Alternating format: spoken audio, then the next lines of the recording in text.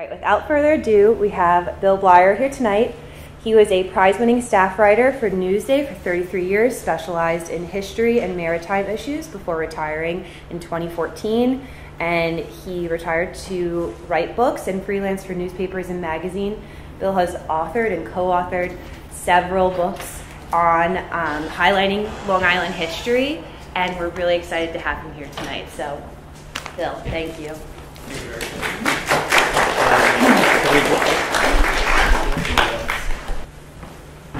Okay, so when you think of pirates, if you're younger, you tend to think of Johnny Depp in Pirates of the Caribbean.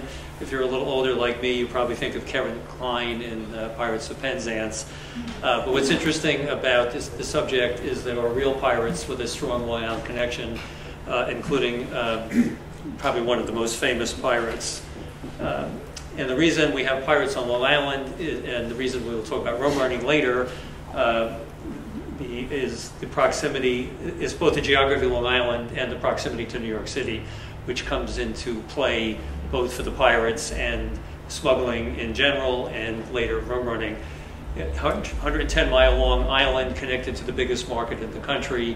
So if you're trying to smuggle something into New York City, back in the colonial period, there was either tariffs set by the British government, later by the American government, and certain goods were prohibited from being imported into the colonies.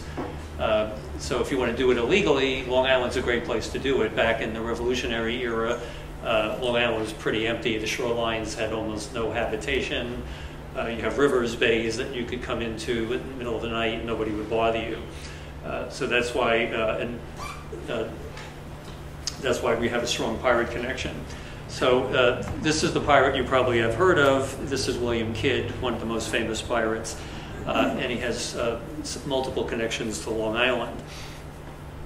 Kidd's a native of Scotland who goes to sea as a young man on a merchant vessel that traveled back and forth between New York and London.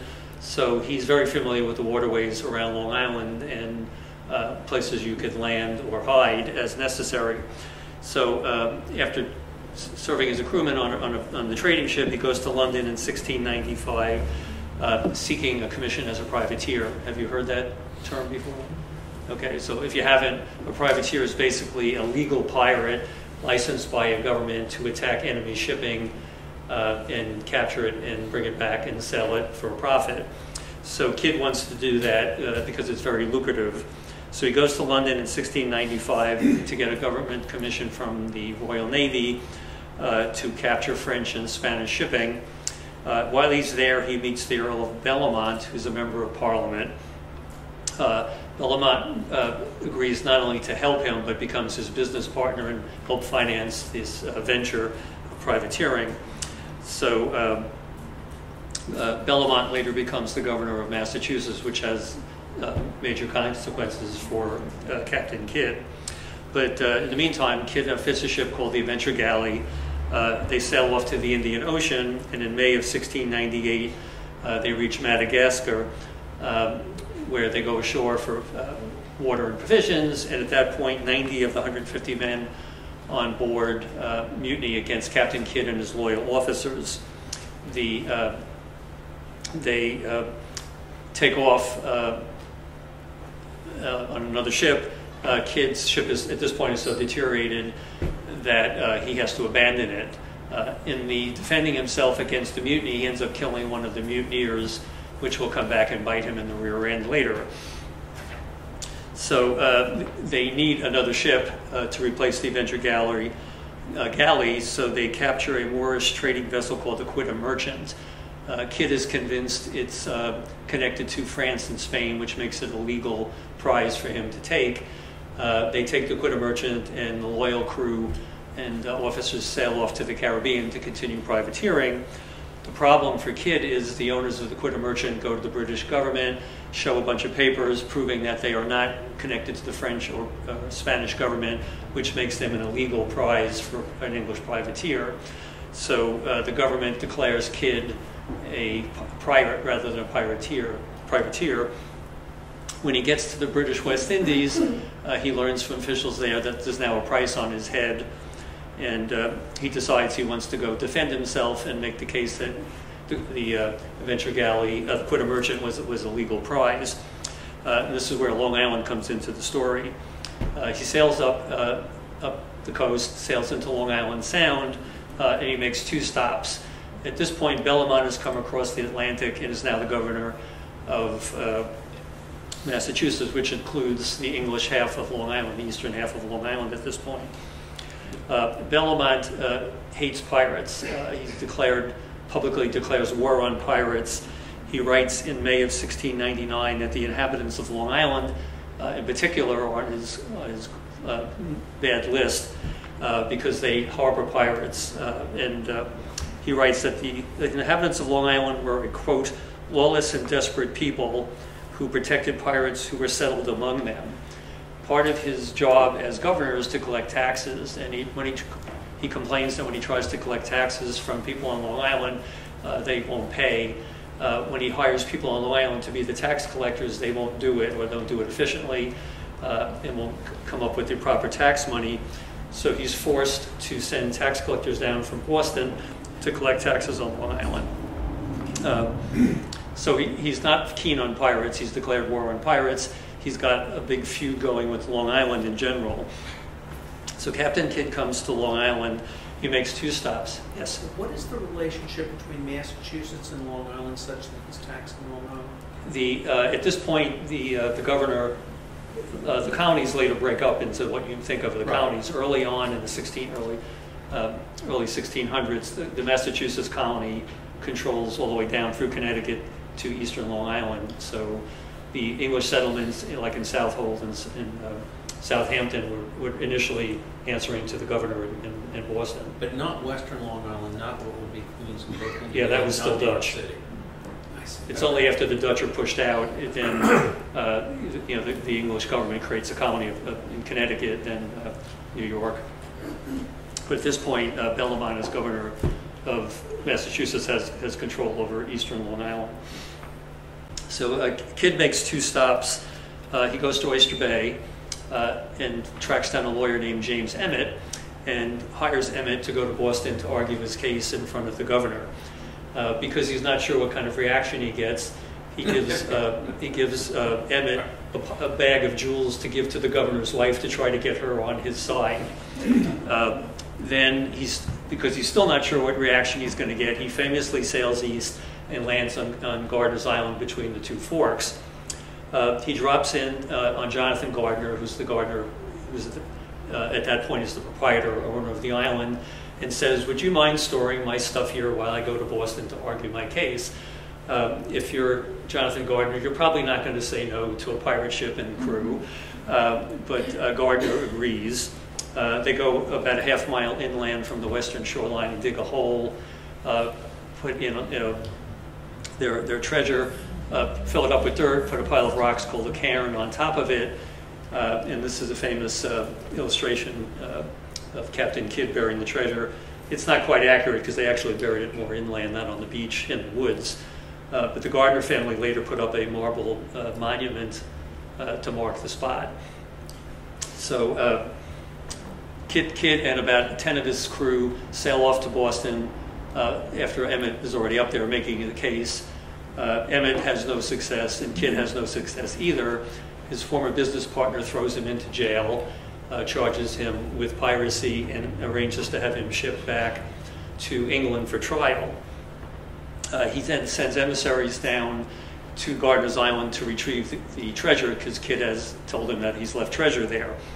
So they show up and they start questioning Gardiner, and Gardiner basically cooperates. He says that Captain Kidd has given him a section of a large cloth, a silk cloth from the Far East, and silk at this point was extremely rare and valuable.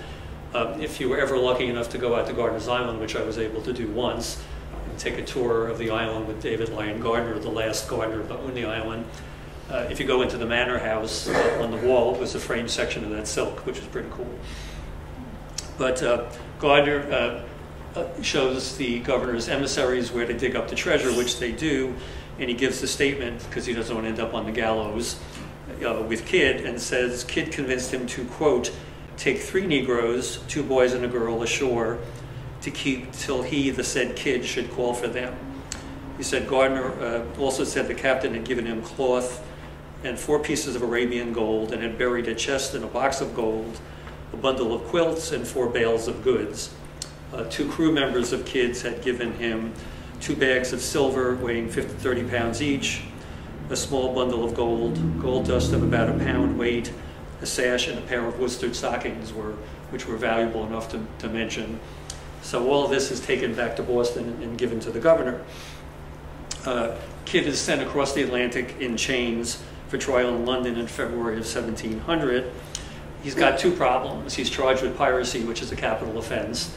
He's also charged with murder because of the crewmen he killed defending his ship, which didn't seem quite fair, because if you're on the receiving end of a mutiny, the fact that somebody gets killed while you're trying to defend yourself doesn't seem like something you should be charged with, but he is.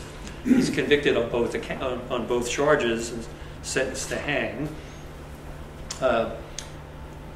What they do is they march him up on the gallows, put a rope around his neck, and drop the trapdoor. When they do that, the rope breaks. In some cultures, that's considered an omen, and you'll be allowed to live. But unfortunately for Kidd, England is not one of those places.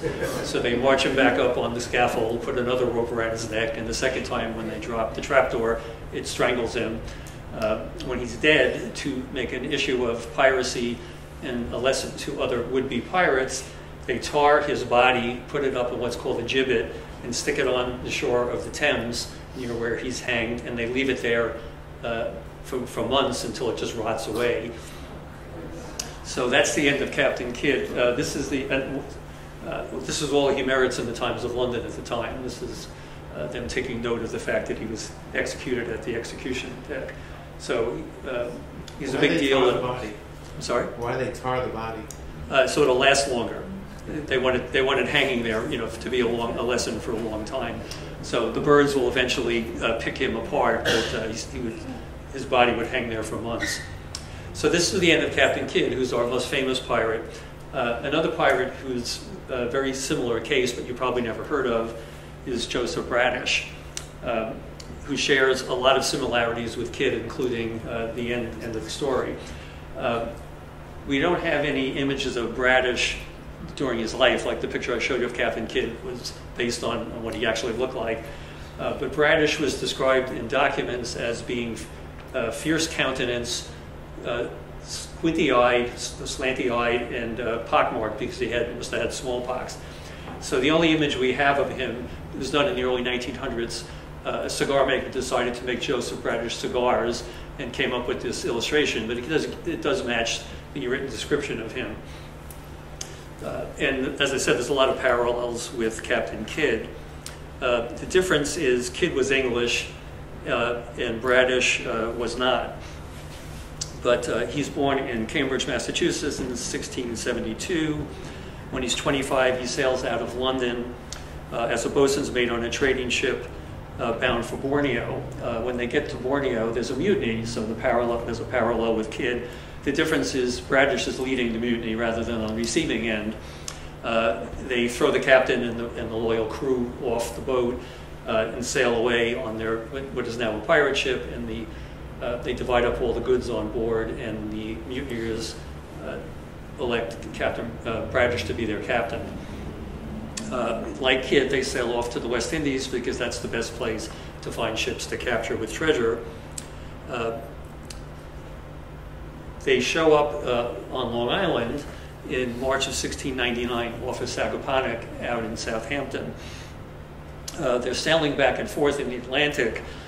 Colonel Henry Pearson, who's the head of the local government out there and a member of the Colonial Assembly, sees them going back and forth. As the local bigwig, he decides to go out and investigate. So he has local fishermen row him out to Bradish's ship. And Bradish says, I'm on my way to Philadelphia, but I need to get provisions here before I continue my trip. And Pearson, as the local official, figures it's his duty to help Bradish. So Bradish comes ashore, they give him a horse, and Pearson and a local minister ride with Bradish out to East Hampton, which is the nearest big settlement, so he can make arrangements. What he arranges is to lease or rent 2 small schooners because his ship is in bad condition. So what they do is they hire pilots and these 2 local schooners, and they rendezvous out at Gardiner's Island, off Gardiner's Island, divide up everything on the ship, and then sink Bradish's original pirate ship. Before they do that, they sail out to East Hampton to finalize the arrangements. When they anchor off of East Hampton, the officials there are curious and suspicious. They go out to the ship. Bradish is ashore making arrangements. The second mate on board greets the local officials and says they're a slave ship. And the officials know that's not true, because if you know anything about slave ships, they have chains, they have places to pen up people, and they smell. You can smell a slave ship miles away because they don't have the unsanitary conditions. So they know that the story's not real, but before they can do anything about it, Bradish comes back on board and they sail away and they do their rendezvous. They take the original ship somewhere out between Montauk Point and Pluck Island and scuttle it. And then, similar to Captain Kidd, Bradish, and I don't know why he even tried, because he's a pirate from day one, but he decides to go to Boston and plead his case to Governor Bellamont that he's not a pirate, and he's got obviously less standing to make that case than Captain Kidd did. The reaction from Bellamont is the same. He throws him into jail. The difference is Bradish is a distant relative of the jailkeeper who allows him to escape. The governor is incensed and puts a 200-pound bounty on his head. He's quickly recaptured, sent to England with Kidd on the same ship in chains, and tried in London, then hanged alongside Kidd in 1700. Same thing happens to him. They tore the body, put him up in the gibbet, and this is what it looks like without a body in it. But once you're dead, I guess it doesn't matter really what they do with you. So there's, similar to Kidd, Bradish had left treasure behind with Pearson for safekeeping in Sagaponack. The governor sends emissaries there like he did to Gardiner's Island. Pearson, if the governor suspects Pearson was aiding and abetting, which would mean he'd end up going to England and end up on the gallows also. But when the governor's people arrive, a lot of people, the minister and other people in Sagaponack vouch for him and say he was only helping Bradish, being a good citizen and the local leader of government, and was not aware of who Bradish was or what he was up to. So Pearson turns over diamonds, rubies, pearls, sapphires, and turquoise, and several bags of gold and other goodies for the governor's people to take back to Boston, and he's allowed to go about his business and not end up on the gallows. 2 postscripts. If you've been to the Montauk Lighthouse, there is a pond when you're going from the parking lot at the state park up the hill to the lighthouse. That pond is named the Money Pond because, according to legend, Bradish, before he went to Boston, hid treasure in the pond, and people have been looking for it ever since, and nobody's come up with anything. People have also been looking with side-scan sonar out in the waters between Montauk Point and Pluck Island looking for his pirate ship, and have found nothing because it's probably disintegrated into the sea bottom by now.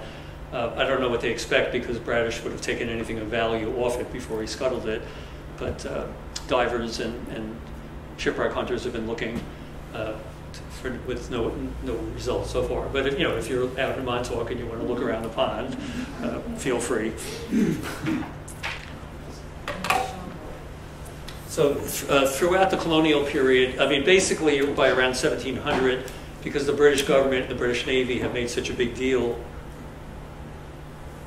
about stamping out piracy, by the early 1700s, the pirates, like we think of these guys, are pretty much gone. They've all been hunted down and killed. But you still have a lot of smuggling going on for the reasons I mentioned before.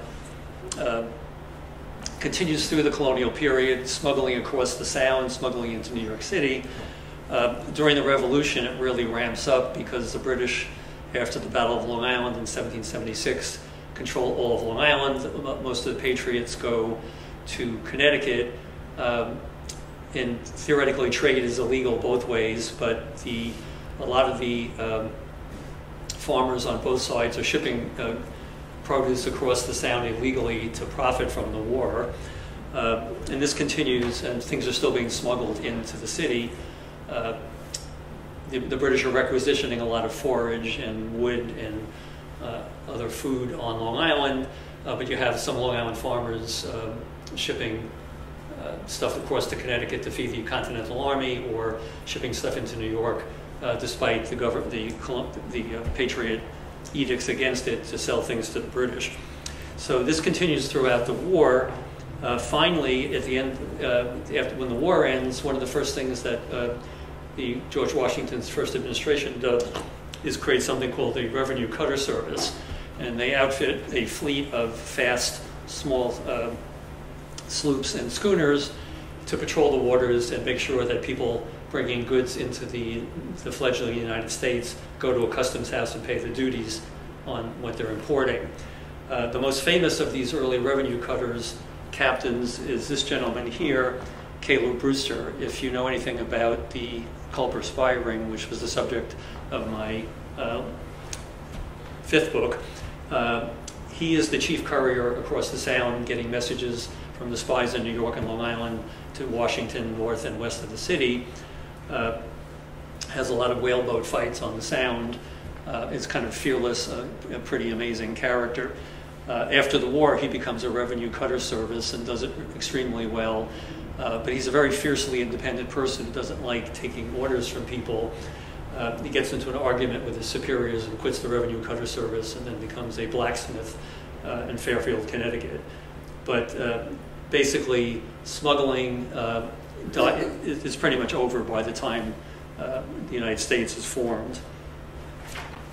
So things are pretty quiet in Long Island waters from the 1790s up until the 1920s, and then we have a whole other round of craziness, and that's because of Prohibition.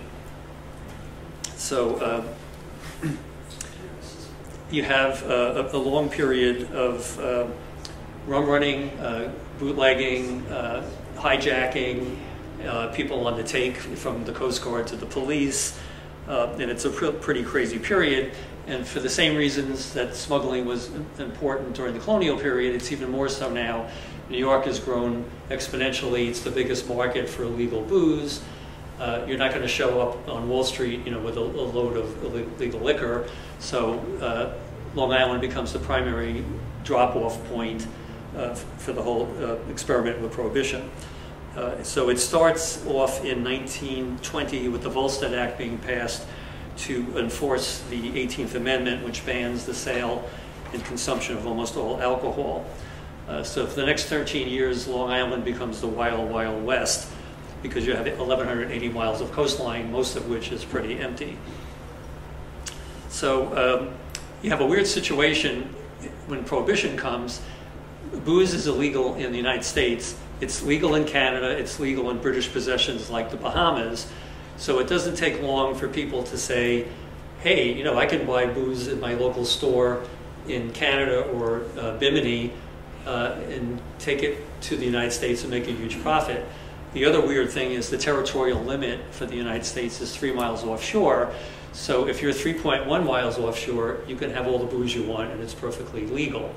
So it doesn't take long for people to figure out this situation, and that can be very profitable. And the first person to really figure it out and profit from it is a gentleman named Bill McCoy. I'll show you here. But the government, to enforce Prohibition, creates a Prohibition Enforcement Bureau. Did you all grow up watching The Untouchables with Elliot Ness? People think he was an FBI agent. He was actually a Prohibition agent. It was a small force, greatly outnumbered by the rum runners and the bootleggers. But they work with local police. They work with the Coast Guard later on. This is a picture from Long Beach where the Prohibition people are working with the county police, and they've raided a warehouse and they're dumping the booze into the street. The problem in enforcement is it was so profitable that a lot of cops, even Coast Guard and other officials, were in on the take. So enforcement was always kind of a spotty thing, and whatever they got was just a fraction of what was going on. So Bill McCoy is he and his brother ran a Florida boat building business until the Depression basically put an end to their customers, and they went out of business and went bankrupt. But Bill McCoy knows about the territorial limit, and he knows that Bimini is not far away from his Florida base. So he takes a small schooner off to Bimini, fills it with booze, sails to just outside the 3-mile limit, drops anchor, and waits for people to figure out he's there. He puts signs up in his rigging, with prices of his booze.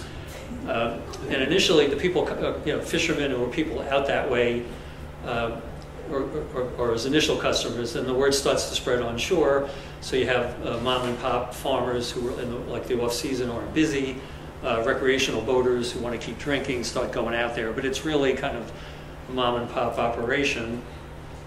Eventually, organized crime will figure out it's a profitable operation to muscle in on, and they'll drive the mom and pop people out of the business. So, but McCoy does his first trip. He makes $15,000 in Prohibition era money, which is a lot of money on his first trip, which gives him enough profit to buy this much bigger schooner called the Arethusa. He starts running trips on that, makes enough money to buy a whole fleet of schooners, and he's getting very wealthy. But as the organized crime people start to get involved, it gets kind of, a lot of violence is introduced into the market. McCoy decides to put a machine gun on the deck of his boat just to protect himself. He's doing really well, and he's got a lot of competitors all lined up on what becomes known as Rum Row off the South Shore. Some of his competitors say, I'm making a lot of money, but I can make even more money if I water down my booze. And they do that. McCoy thinks it's a stupid business model because he said if people get home and drink my booze and decide it's not really high quality, they won't come back. So he makes a point of never watering down his alcohol and spreads the word among his customers. And people keep flocking to him because they want the real McCoy. And you've heard that phrase. There are multiple explanations of how it originated. The best one is it's from Bill McCoy and his failure to dilute his booze. He's also attracting a lot of government attention. And technically, what he's doing is legal, but he's arrested anyhow after several months. I never quite found the charge, but it must have been something like conspiracy to violate the Volstead Act. So he's taken into court, but he's a folk hero at this point. Even the government people are testifying on his behalf, and he's got a lot of public support. But he's convicted and sentenced to 9 months. But because of the popular support, the judge sentenced him to serve the 9 months in the Washington jail rather than in a higher security prison. And he imposes a very weird sentence. He tells McCoy, you need to be in jail every night after 9 p.m., but during the day until 9 p.m., you can be out doing whatever you want as long as it's not rum running. So McCoy spends his 9 months or 9 months of nights in the Washington jail and lounges around Washington doing whatever he wants for all the days of that 9-month sentence. They don't confiscate his boats. They don't take his profits away. So after 9 months, he takes his portfolio full of money back to Florida, uses it to resurrect the boat building business with his brother. And they work happily ever after until he dies in the 1940s. As I mentioned, organized crime starts to get involved. Here's McCoy again, very dapper with his tie when he's selling his booze. Organized crime starts to get involved. There's legend, according to legend, Al Capone gets his start and it starts to move up in the mob. He's a member of a Brooklyn mob. They apparently sent him out to Amityville to run the bootlegging there. And rum running is happening all around Long Island, but particularly every community of note of any size on the South Shore. It's not clear if he really did it because depending on the dates you see, he may have already been in Chicago working his way up the ladder there, but he may have been involved in Amityville. But we know other gang leaders were, including Frank Costello, who you probably heard of, who lived in Sands Point on the north shore of Nassau and ran a lot of rum running. And the government, as I mentioned, has this small enforcement bureau, and they're greatly outclassed. So they do some strange things to get help. The Ku Klux Klan is very active on Long Island in the 20s, and for some reason they were teetotalers, at least in Southampton, and agreed to work with the prohibition agents. So they're out patrolling the roads and seizing booze from the rum runners.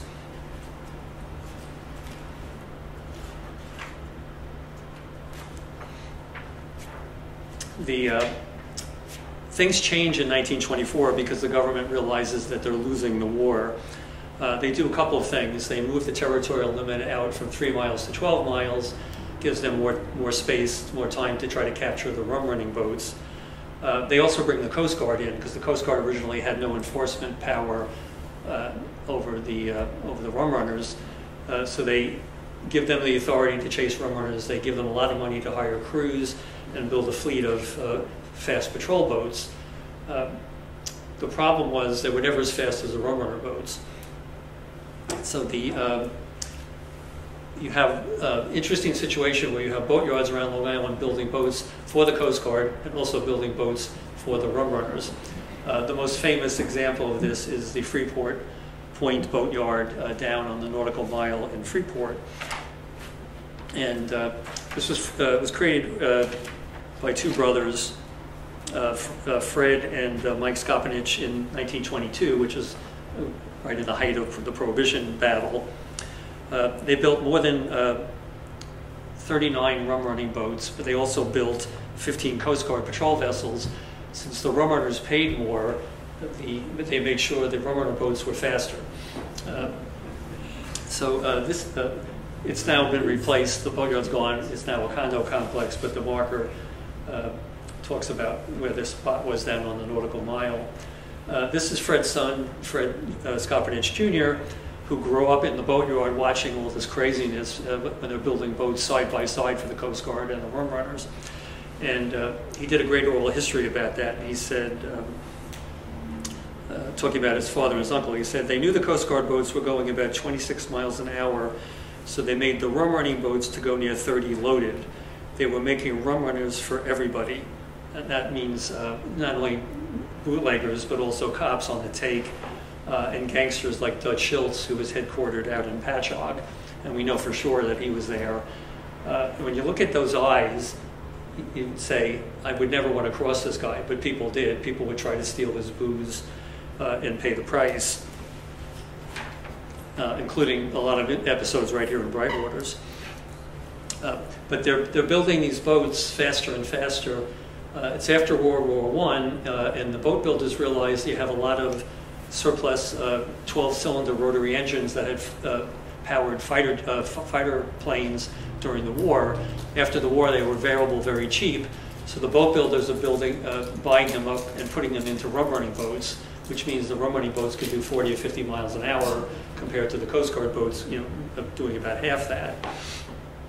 So they're very functional boats. There's no attempt to disguise them or make them look fancy. So this is one of their boats called Maureen. It's got 3 of these Liberty engines. The pilot house it's got armor plating on it, so if the Coast Guard tries to shoot them up, they can get away. Maureen, these boats were built so well, a lot of them survived well after Prohibition. So Maureen is actually turned into a pleasure yacht afterwards. Some of it gets really comical, like when they were doing a census in Nassau County in 1930, the census takers interviewed a guy named Bill Klebe from Baldwin, who was a rum runner, and they asked what his profession was, and he claimed to be a plumber. And some of the people running the boats were not particularly old salts. My favorite one was a gentleman who was 14 years old named Fred Pitts out in Montauk. He was hired by what he called his benefactor, and he ran 45 miles trips from Montauk out to Rum Row and back with one crew, who happened to be his best friend, who was only 12. And what they would do, what his benefactor did, is give him a $2 bill or half of a $2 bill and send him out to Rum Row and tell him which boat to look for. Meanwhile, the captain on Rum Row would have the other half of the $2 bill, and before they exchanged any money or booze, they would match up the two halves of the bill to make sure that they were in the that Fred was at the right boat. Then he'd come back to Montauk to Deep Hollow Ranch, which is the oldest ranch in the country, which was at a big empty beach. They'd unload the stuff, and Fred would go on his way. They would pay him $400 per trip, which is about $6,000 in current money. He was never caught or arrested, so Fred had a nice college fund or whatever he needed to do with the money. But it's not just these fast rum running boats. You have some other interesting vessels. This is a tugboat called the Lizzie D, which ends up sinking down off of Long Beach in 1922. All 8 crewmen on board die. The owner reports the loss to the federal government and claims the tugboat was on an excursion cruise at by the Narrows and had no cargo. Nobody knew any different until a bunch of divers went out in 1977 and found a wreck on their fish finder, dropped down and see that the Lizzie D was not empty of cargo but was full right up to the deck with Johnny Walker and other liquor. So they started helping themselves. Here's another view of the Lizzie. This is a picture from a Prohibition exhibit out at the Long Island Museum in Stony Brook a couple of years ago. These are booze from one of the dead crewmen, and you can see the booze bottles, some of which are still corked and full. I've been diving on the wreck a few times. By the time I got there, the full bottles were gone, but I do have one of these whiskey bottles on my bookshelf. But my friends who got there earlier will open one of these bottles, full bottles, on a special occasion and said, because it's been aging since the 1920s, it tastes really good. Here's a close-up. So a lot of interesting characters besides Dutch Schultz in the rum running business. One of my favorite rum running families is called the Naugles, which was a Polish-American family of farmers from Riverhead. They did a lot of vertical integration. They did very well.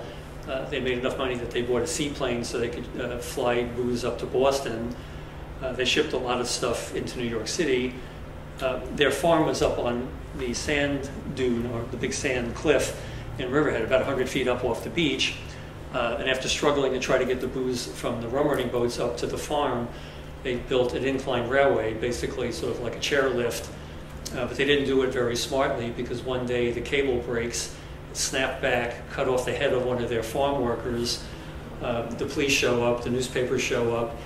The report that later appears in the Riverhead newspaper says the farm member died in an accident of a heart attack.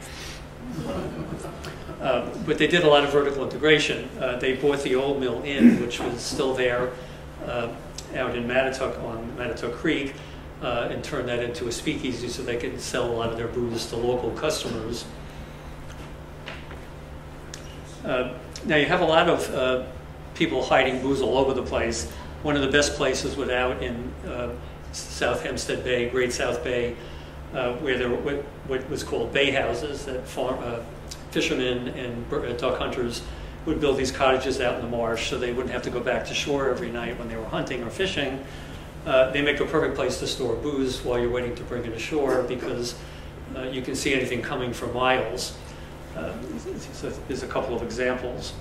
On the biggest island out there south of Freeport, called Meadow Island, was big enough to actually support a couple of hotels, which became very open speakeasies, because if the government agents or the Coast Guard ever came snooping around, they could throw the booze out in the swamp because they could see them coming from far away.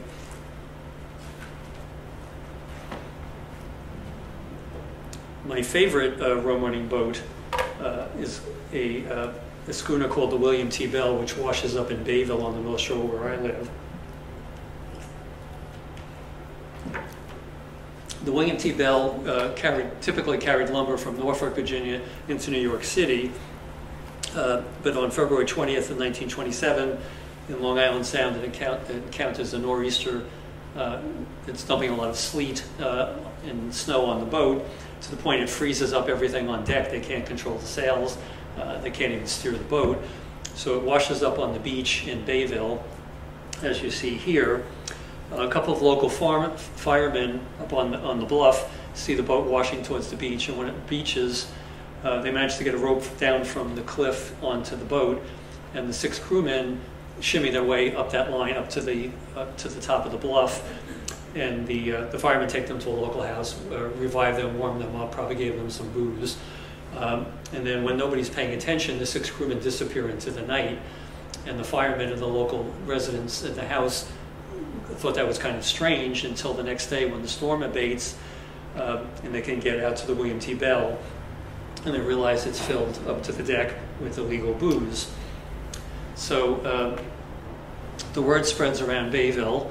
Now Bayville has a local police force, but strangely no local cops show up for a day and a half.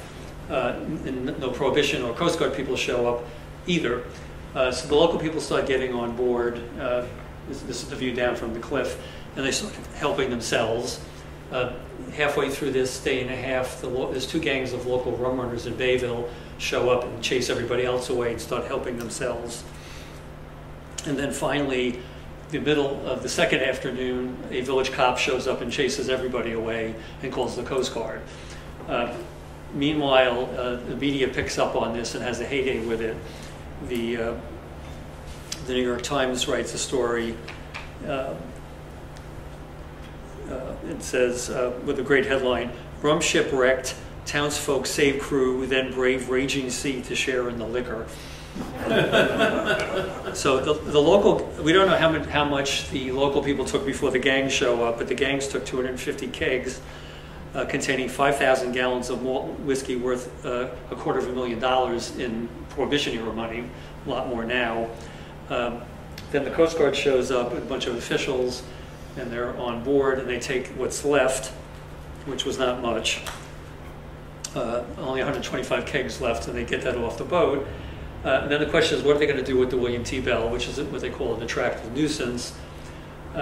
So they have 2 Coast Guard cutters try to pull it off the beach, but it's high and dry from washing up during the storm. They can't budge it.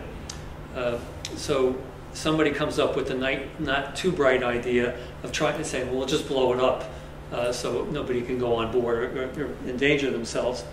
So they put 100 pounds of TNT into the hull, get everybody back, and try to blow up the ship. And if you look at the ship, if you go back to the ship, 100 pounds of TNT is not going to do much damage. So all it does is basically blow off some of the deck. And this gets ridiculed in the media, becomes a big international story. This shows up in Popular Science magazine. It even makes the front page of a newspaper in Rome. So the Coast Guard, which is greatly embarrassed by this, finally does what they should have done the first time, is bring in salvage tugs, because they have a lot more horsepower than the Coast Guard cutters. And they finally get it off the beach. It's hard to make it out, but this is one of the salvage tugs, and another one on the other side. So the big mystery is what happens to the William T. Bell. They get it off the beach. There's 2 logical explanations of what they would do with the wreck. One is to take it out in the middle of the Sound and sink it. The other is to take it to a shipyard somewhere and break it up for scrap. There's nothing in the Coast Guard records to indicate what they did with it. And I know for a fact it's not out in the middle of the Sound, because a friend of mine who does side scan sonar went out there and spent a half a day scanning the Sound off of Bayville, and there's no big shipwrecks there. So the presumption is it went to a shipyard. They broke it up for scrap metal, but we'll never know. But most of there's also, this is the government taking booze off a barge in Montauk that they took off a Canadian ship called the Algae, which ran aground on a rock off of Montauk Point in 1932. The captain claimed he had bought the booze legally in Canada and was taking it to the Bahamas, but the Coast Guard captain who arrested him said, "We've been tracking you for years, and we know you're landing booze in Montauk." So they confiscated the ship and all the booze, and here they're bringing it onto the dock. There were some big ships like the Algae and the William T. Bill, but most of the rum running is done by these fast rum runners built by the local boat yards. This is Artemis, built in 1929. Again, 3 of those Liberty engines with a top speed of over 45 miles an hour. The Artemis was famous because it got involved with a running gun battle with the Coast Guard patrol boat, and the Coast Guard patrol boat was a former rum running boat itself that had been captured, called the Black Duck. And here you can see it's been painted Coast Guard colors, given a Coast Guard name. In this gun battle, the Artemis was shot up with a lot of machine gun bullets, but got away. And the Coast Guard figured that it was so damaged they'd have to take it to a shipyard. So they started looking at shipyards up and down both shorelines, and they caught up to it in Port Jefferson and confiscated it. Artemis was, again, built, even being full riddled with bullets, machine gun bullets. It was another one of these boats built so well that it had a life after Prohibition, becoming a ferry serving Fire Island. The techniques were kind of interesting that they used. Besides being able to outrun the Coast Guard boats, they did a couple of things that was interesting to further increase the odds for themselves. These engines had huge exhaust manifolds, so what they would do if the Coast Guard was on their trail, they just squirt oil into the manifolds, which would quickly vaporize and create a big smoke cloud. So they'd have a smoke screen so they could change course and evade the Coast Guard. And that worked well. My favorite technique, though, is if the Coast Guard was chasing them, when they went out to Rum Row, there would be cases of booze. Rather than take the cases ashore, they would take the booze out of the case and put it in burlap sacks. Then they would put a life jacket in the sack and also a block of salt, rock salt. If they were being chased, they would drop this bag over the side. The rock salt would take the weight of the rock salt would take it down to the bottom. They knew they could come back in 2 days. The rock salt would dissolve into the salt water. The life jacket would bring the bag back to the surface, and they'd get their booze back. I just think that's extremely clever. So, but this continues. Pretty much everybody's drinking. They're drinking in their homes. They're drinking in the local bars. But there's also some very large restaurants and taverns that become fairly wide open speakeasies. This was Fred Freedy's Riverside Inn on the Nisqually River up on Jericho Turnpike in Smithtown, which is now a town park. This is the Canoe Place Inn out in Hampton Bays, which is still there and just recently renovated to be a catering hall. This place was widely known. People came from all over to drink there. They never got busted by the cops or the revenue agents or anybody else because it was known that a lot of important people drank at the Canoe Place Inn. And the most famous and important of them was the governor, Al Smith. So nobody wanted to be the one to pull off a raid and embarrass the governor, so they were left alone. My favorite rum running establishment, or speakeasy, was Claudio's, which is still out there in Greenport. Claims to be the oldest continuously operating family restaurant in America. Still there, perfectly situated for rum running because not only is it on Greenport Harbor, it's on pilings out over the harbor. So this is what Claudio's looked like back in Prohibition era. This is what it looks like now. And here's the bar. What they did is they cut a trapdoor behind the bar during Prohibition. The boats would come in at low tide, go right under the bar, and hand boxes of booze up to the bartender. So you could not have a better setup than that. If you go to Claudio's and they're not busy, you can go behind the bar, and they will show you the trapdoor is still there. They filled in the bottom. They use it for storage now, but the trapdoor is there, and they're very proud of this story. Here's a close-up. So rum running is happening all over Long Island. Any place, any big town, Bayshore, Freeport, Patchogue. But Long Beach is the biggest center for bootlegging rum running on Long Island for a couple of reasons. It's pretty close to the city. It's got good road connections to the city. It's got a railroad line to the city.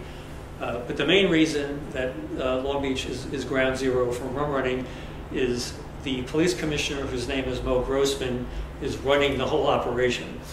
So what he would do is he had a lot of his cops on the take. He was paying off Coast Guard, other officials, state police. And what he would do was when there was a ship coming in, a boat coming in from Monroe, he'd make sure he'd send his crooked cops out, make sure the coast was clear. Then he'd send one of them up into the bell tower of the old city hall and hold up a lantern, sort of like Paul Revere or the British are coming. And when the rum runners offshore saw the lantern, they knew they could land safely. He's actually arrested. Finally, the Prohibition people catch up to him, arrest him. He's charged, tried, and exonerated because probably the entire jury was in on the payoffs or getting booze from him. Out in Southold, they had only one town policeman for the whole town, and he never seemed to arrest anybody for any kind of prohibition violations. His name was Patrick Kelly. Finally, the Prohibition people got suspicious of him because he wasn't reporting any illegal activity with rum running, so they raided his property, go into his barn, and found it's full of booze that he was distributing. He's arrested, charged, tried, and acquitted because probably all of his neighbors were drinking his booze or getting paid off. The other great thing in Southold, this was the brickworks out there, and the local Greenport High School kids and Southold High School kids worked there weekends and after school. So one day when the owners weren't around, a Prohibition running boat shows up on the beach. They come up and they say to the kids, how'd you like to make some extra money? So they agreed. So they would help offload the boats and load it onto trucks. And then the kids would get $5 a day for helping. And that was a huge amount of money, which they couldn't take home or sort of flash around town. So what they did is they took coffee cans, filled it with their $5 a day, buried it on the property, and then discreetly took it away to spend it when they could. But the whole situation is really kind of weird because in Greenport you had on the big pier, you had the Coast Guard vessels lined up on one side of the pier. On the other side, the rum running boats would be lined up. They'd go out all day and shoot at each other, chase each other. Then they'd come back and socialize and even drink together afterwards. If you go down onto the Nautical Mile in Freeport, Otto's Sea Grill was the oldest restaurant down there, created in the 1920s. Same thing happened. They'd go out, chase each other, shoot at each other, come back and drink together at Otto's. So it's kind of a weird situation. But a couple of things are happening as Prohibition continues. A lot of people get out of the business because so many people got into it that the profit margins continued to shrink the longer Prohibition was in effect. Also, it gets more and more violent because people decide, like Dutch Schiltz, it's easier to steal somebody else's booze rather than buy your own or go out to Monroe. And the people that crossed up Dutch Schiltz usually ended up dead, including several right here in Brightwaters.